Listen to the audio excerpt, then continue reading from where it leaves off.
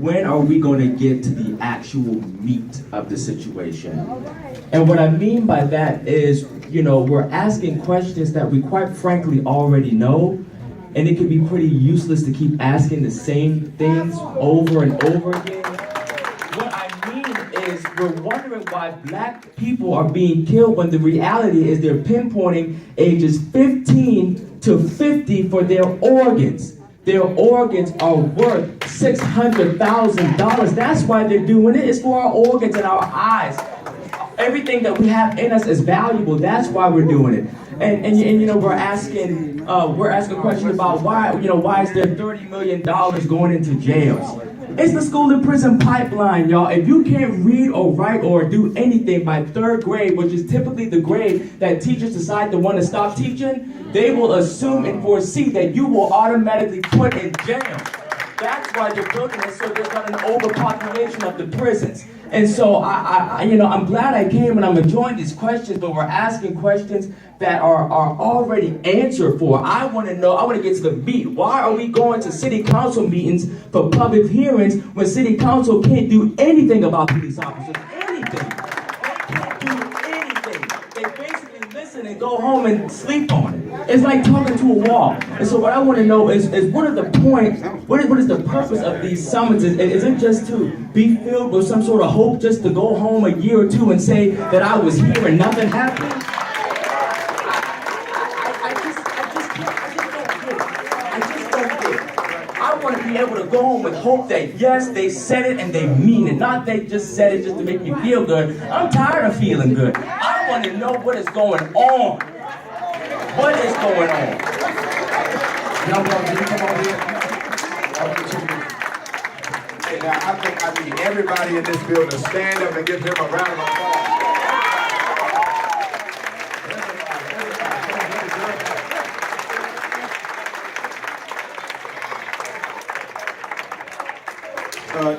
Young fella, come over here, young fella. What's your name? Come here for a minute. Hold up. She got a question because she said this is. She brought up a good point. This is for you guys. What do you want us to do? I want to actually be filled with hope, knowing that something's going to be done, not that I showed up to a summit. Can you come over and get information? Come over for a second. I just want to say, you got this crowd nice and riled up, and I think maybe you should consider running for office so that you can be the change that you want to see in your community.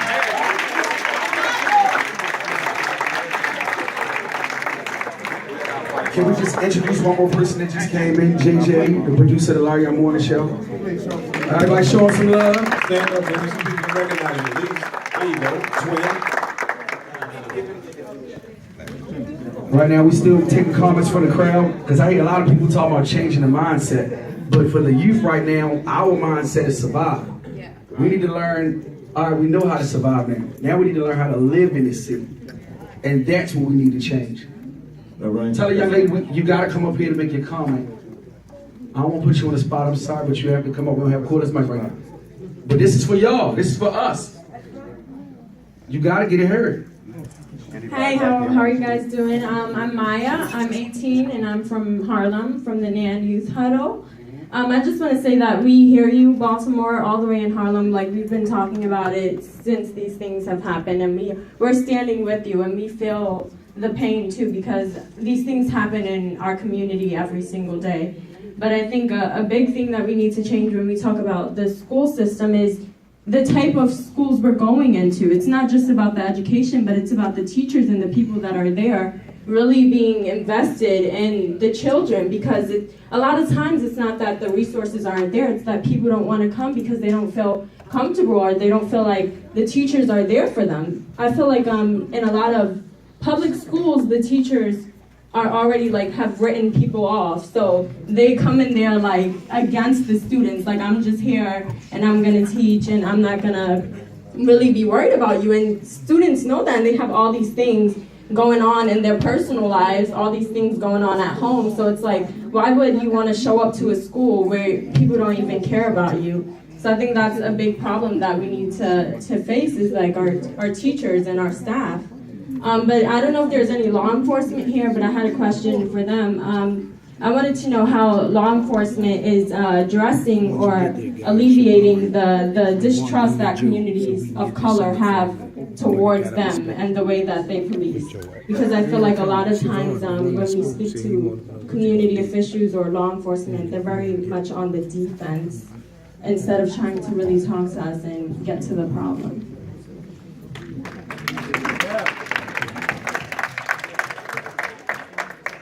My name is Gerard, and I wanted to know, like, why y'all building a $30 million jail and we don't have enough schools in Baltimore City?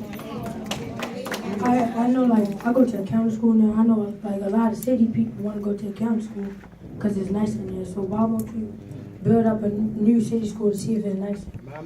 And what about, like, the football? Our football fields are horrible. Like, we got baseball fields and football fields mixed together. Like, that's not right. We need some investments.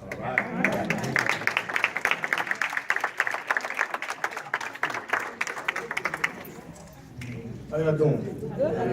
First and foremost, I come on behalf of the Bloods and the Crips. My name is Goldie. Yeah, but y'all can call me Brian Stokes, that's my government name. I come for, you know, just to let y'all know, man, like, we know the struggle. We was out there with y'all, you know what I'm saying? Beat, tease, maze, all of that. You know what I'm saying? At the same time, you know, we're not the problem. We don't want everybody to make it seem like we are. You know, there's a lot of brothers that wanted to be here, but they're doing other things right now. And, you know, I told them I'd drive down here and say a couple words to y'all. First and foremost, you know, as I say, you know, I'm a Crip. You know, a lot of people think that, you know, we came out of the shadows when Freddie Gray got killed and all that. That's a lie. You know, the lies that the media is portraying us as being is a lie as well. You know, I know a lot of good brothers that's Pyru, Blood, GD, Nayetta, all of that. You know what I'm saying? I'm not a Baltimore native, just to let y'all know that. I'm from Jersey. You know, I've been down here for a while now, came out of prison. You know, I got a college education. I didn't have a job, you know, got laid off, but, you know, I'm not letting that struggle, you know, hinder me down. You know, a lot of us are hurt, you know, grief-stricken. Like I said, I didn't know the brother. I seen him a couple times in passing, but, you know, that was about it. You know, I didn't go out there to try to show off and, you know, show a blue bandana and none of that. You know what I mean? At the end of the day, you know, I could be getting caught up myself with the Federal RICO and all of that. You know what I'm saying? But at the same time, you know, if you don't fight for something, you know, it's not even worth it. You know what I mean? But at the same time, you know, I see a lot of faces in here I haven't seen. You know, I be on Penn North. I mean, if you come up there, you probably see me or whatever. You know what I mean? Might see me sweeping somebody's steps or something like that, you know. Only thing I want to tell y'all is my experience with the whole rioting, or excuse me, revolution, because it's not a riot, you know what I mean? It's a revolution in my eyes. Because without that revolution, we wouldn't be where we at now. You know what I'm saying? But, you know, I was there down, you know, in the trenches, downtown. You know, I walked with everybody, you know, for the brothers and sisters that was out there walking. You know, I walked out there.